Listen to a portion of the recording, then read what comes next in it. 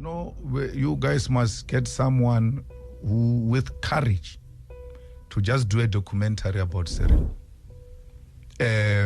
Cyril didn't attend Mandela's inauguration because he was angry at Nelson for not putting him as a deputy president.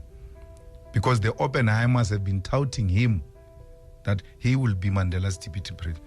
The Cyril has been self-seeking, and he has been saving the Oppenheimer and the Mina family and all of them with loyalty, not now.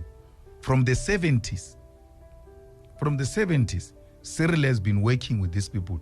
Cyril went to establish a new NUM, a union of mine workers without being a mine worker. Cyril has never been a mine worker. Cyril has never been underground a mine. He went to school to do law. When he came back, he served as a legal officer in the Oppenheimer family. Then there was a commission of investigating black workers' conditions or something like that, which came with recommendation that unions of black workers must be recognized. Upon realizing, the Oppenheimers, that now these people are going to be recognized, they're going to cause a problem, sponsored the formation of the NUM. For some reason, he found himself in the UDF, then in the reception committee of Nelson Mandela. So when Mandela walks out of Portsmouth prison, you must look at that video. You don't know whether Cyril is a bodyguard or what, but he's there giving the car direction. By the wall is the one who's holding the mic. This guy is infiltrating Nelson. When Nelson arrives, sleeps one night in Soweto, and then comes to Johannesburg. With which money? From where? And then he stays in the Minel's family house. Now, the Minel are one of the big mining families in South Africa. So when you say he stayed in Minel's family house, you're thinking, oh, maybe it's a complex. Same house. He meets Minel's children on the passage wearing gowns. Minel's child, when Mandela passed on, said, we used to see the names we see on TV at our house because these people used to come there and meet Nelson. He moves from Minel, he goes to Sexen Hotel. He moves from Sexen Hotel, he goes to Houghton. We who have been working, we have now been to prison. When we buy houses ourselves, we get questioned, how can Marumo buy a house in Sandton? Mandela bought a house in Houghton. With which money? Where did Mandela get money to buy the house? This one, Cyril, was at the center of compromising Nelson. So if there is anything that white establishment and the Oppenheimers in particular have on us, is Cyril Ramaphosa. So then, would Paul Mashatile be a better candidate for you? Well, it's not a better candidate. It is more acceptable? No, it is the ANC to make that decision. But Cyril's relationship to what we have now as a country, as a problem, he's deep-rooted into it. The Oppenheimers are forming a political party every day in South Africa just to upset the system, because in their reading of situation, they like the EFF is going to emerge and pass the DA, and merged with the ANC, they've got a majority. It's undesirable. They write there in their website that no, this is not it's not a desirable situation. So what do? Let's fragment the black vote. What are the things that you look at in financing Rise Mzansi? Because that guy has got no history of mobilization of anything except being an editor of a newspaper. You give such a person 50 million and you say, no, it's donation. It's not donation. It's a formation of a political party. And then there is that lady who was a speaker here in Johannesburg. Sarah. Mutuno Anansanur is doing Sarah. We wake up in the morning, Sarah has got posters. Poster. Correct poster. It's very expensive. Where did she get the money? She was struggling here with us in Johannesburg. Then you've got Herman Masham with no idea what he's doing. He gets given 15 million every 20 million. All these monies of different political parties, including the DA, come from one family. And then this family just divided around their individual granddaughters, the daughters, and then they distribute it as if it's their individual money, but it's one family. Why? The Oppenheimers are the people who formed the political system in South Africa. Actually, the Oppenheimers were members of parliament when parliament started in South Africa. So this was designed by, all of this that we found was designed by them. Then they took a decision to get out and to do business. Now they feel they must still control a political space. At the center of that is Cyril. Whatever happens, Cyril must continue this. All the problems we had, Guptas and all of that, that's fine. Cyril wins to be a president of the ANC.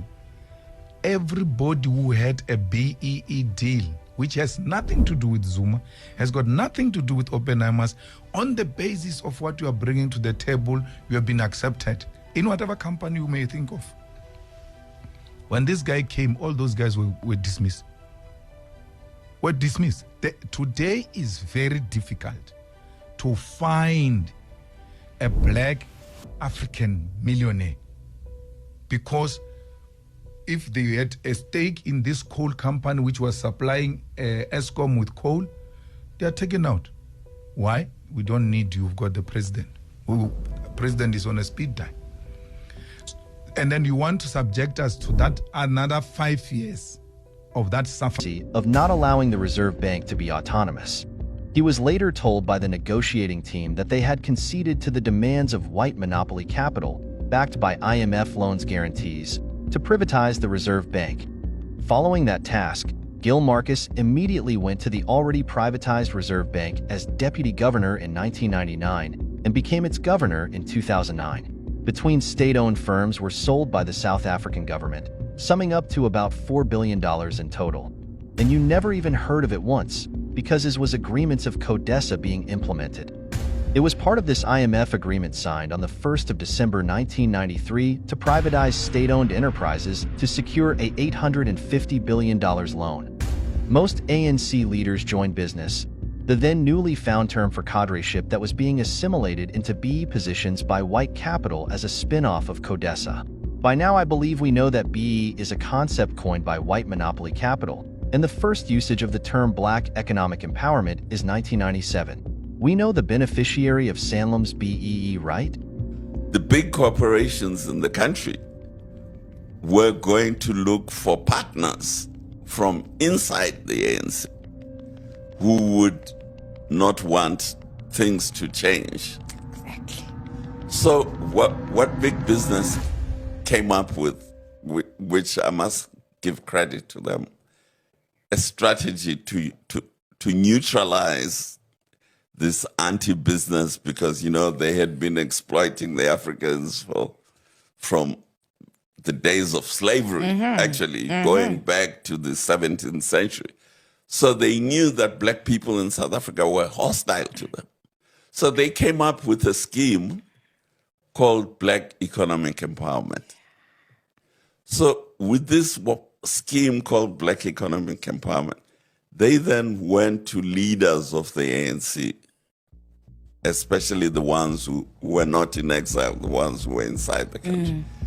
They went to these leaders and said, we are very sorry we oppressed you. We want to repent for our bad ways. So we'll give you some money. You personally, not the collective. People. No, Yeah. You, just you, Patrice. Yes, you, Patrice, you, Cyril Ramaphosa, and so on. Yes. So they then, Sanlam was actually the leader of this movement. Sanlam had a company called Metropolitan Life, which was a life insurance company. Most of its holders of life policies were African and colored. But it was a big company listed in the Johannesburg Stock Exchange. So Sanlam said, okay, you can take over this company. What we will do, we will go to IDC which was run by one of the Afrikaner guys, and borrow money for you to borrow money from IDC, Industrial Development Corporation. And then you buy shares in Metropolitan, and you become the majority voter in this, and then you can pay yourself whatever you want. So they chose these black leaders. So they chose the black leaders if I remember correctly. The head of this black initiative was a man called Dr. Ndato Mutlana. Ndato Mutlana was a medical doctor living in Soweto, and he had been very involved in the struggle against apartheid. From when he was a student at Forte, when he had been in the ANC Youth League in the 40s or 50s. And so he was a genuine revolutionary. So he put together this team to buy, in inverted commas, because actually they didn't have the money to buy it. Then Cyril was one of them. Zwelakhe Sisulu, who the son of the late Walter, was also one of them. Sam Mutsonyane, Dr. Sam Mutsonyane, who set up the African Bank, and he was head of NAFCOC at some stage. He founded one of the founders of NAFCOC. He was also in on the scheme. Who else? There was somebody, I think his name was Mukhali, but I can't remember, from FAPCOS. You see, NAFCOC was pro-ANC, FAPCOS was pro-PAC. Oh yeah, no, they had the Hang Musenek, who was vice president of the PAC. So he was also brought in, because this is like in the early 90s.